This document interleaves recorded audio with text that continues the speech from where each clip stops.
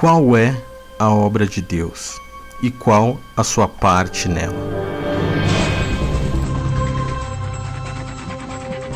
Esse negócio de você pegar o dinheiro da igreja e dar pra pobre, isso é coisa de ladrão. Então, se você dá a oferta e não dizima, você está roubando a Deus. Se você dizima e não dá a oferta, está roubando a Deus também.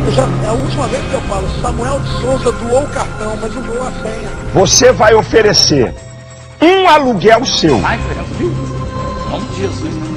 Mais 300 mil de serviço tem? Que ao invés de ir ao banco e depositar, para descontar direto da conta, que é mais fácil. Com essa crise, se eu não pegar tudo que eu tenho no banco e dar para Deus, a crise vai pegar toda, o espírito da crise vai pegar ela. É ou não é, Clodomir? Entendeu? O Senhor quer depositar em nossas mãos bens desta terra. Não ajunteis tesouros na terra, onde a traça e a ferrugem tudo consomem, e onde os ladrões minam e roubam. Mas ajuntai tesouros no céu, onde nem a traça nem a ferrugem consomem, e onde os ladrões não minam nem roubam. Porque onde estiver o vosso tesouro, aí estará também o vosso coração. O Messias, quando esteve em carne no meio de nós, pregou o Evangelho de 3 formas diferentes. Primeiro, ensinou sobre o amor, um sentimento que advém do Espírito, e como adentrar por ele ao reino dos céus. Segundo, estudando sobre as passagens das Escrituras e como entender os dogmas do Espírito e as relações entre o templo, sacerdócio, sacrifícios e doutrinas. Em terceiro, expondo os falsos profetas, expondo a mentira da religião e mostrando quão falhos, hipócritas, cegos espiritualmente e mentirosos eram os homens que se diziam mestres da lei, religiosos e representantes de Deus como os sacerdotes e até mesmo o sumo sacerdote. Se você revirar o meu canal, encontrará o Evangelho sendo pregado nesses 3 formatos, pois sigo fielmente os ensinamentos de Cristo, e muitos não conseguem entender quando sou obrigado a expor homens que se dizem representantes de Deus nos dias de hoje. Muitos veem isso como um ataque, como um julgamento, esquecendo-se que o próprio Cristo fez isso. E não conseguem levar em conta que quando trazemos à tona uma mentira de um desses líderes, nós trazemos também à tona uma verdade, para muitos que estavam cegos, enganados por esses lobos em pele de cordeiro. Expor a mentira é necessário, assim mostramos a verdade, e isso é muito diferente do que difamar ou falar mal de alguém, pois eles distorcem todos os ensinamentos do Pai, e até mesmo o motivo principal da obra de Deus. Não é para ficar alimentando pobre. Aliás, irmão, não sei se você notou que quem fez os pobres foi Deus. E Deus esteve na terra 33 anos, nunca foi na África da comida.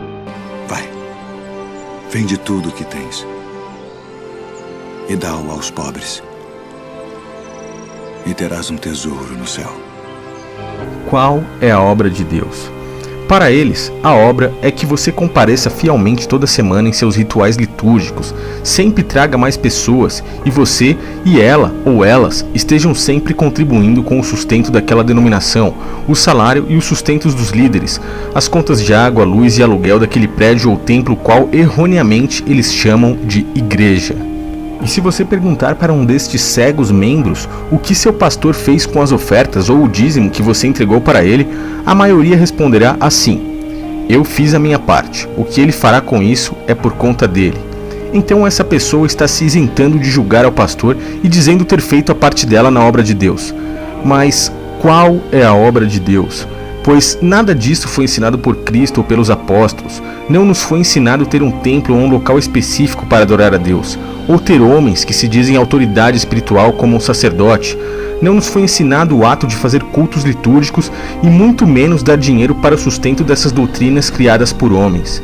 Então, qual é a obra de Deus e o que verdadeiramente é igreja? Eu vou pedir para esse povo trazer tudo que ele tem no bolso. Olha, presta atenção, pessoal. Você vai meter a mão no bolso, agora você vai pegar tudo que você tem na bolsa, no bolso, na carteira. Você vai fazer o seu cheque e você vai vir aqui na frente agora para mostrar para esse mundo que o nosso Deus não nos deixa ser covardes. Esses homens, além de tudo, fazem-se passar por igreja, sendo que Cristo e os apóstolos ensinam que igrejas são pessoas, estando juntas ou separadas, reunidas ou não, em qualquer parte do mundo. Elas são a igreja, e seria impossível elas irem à igreja ou saírem da igreja, pois, como disse, elas são a igreja. uma única igreja no mundo todo, as pessoas que seguem os ensinamentos de Cristo, e tem somente um único pastor, que é o próprio Cristo. E haverá um rebanho e um pastor. E os seus ensinamentos mostram que a obra de Deus é que exerçamos o amor ao próximo, que apenas cuidemos uns dos outros, que pratiquemos a justiça, que não façamos o mal para ninguém e que demonstremos nosso caráter principalmente quando ninguém esteja nos vendo. Essa é a obra de Deus, e esses homens, líderes religiosos exatamente iguais àqueles que mataram a Cristo e proibiram que pregassem sobre o nome dele. Que havemos de fazer estes homens? Porque a todos os que habitam em Jerusalém é manifesto que por eles foi feito um sinal notório e não o podemos negar.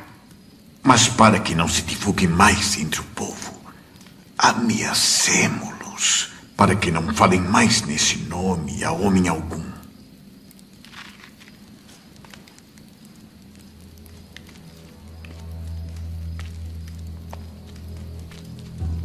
A ordem deste conselho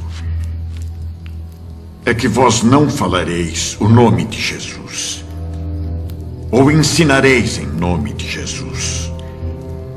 A violação dessa ordem trará o castigo sobre vós, de acordo com a lei. Julgai vós se é justo diante de Deus, ouvir-vos antes a vós do que a Deus. Porque não podemos deixar de falar do que temos visto e ouvido. Fostes acautelados.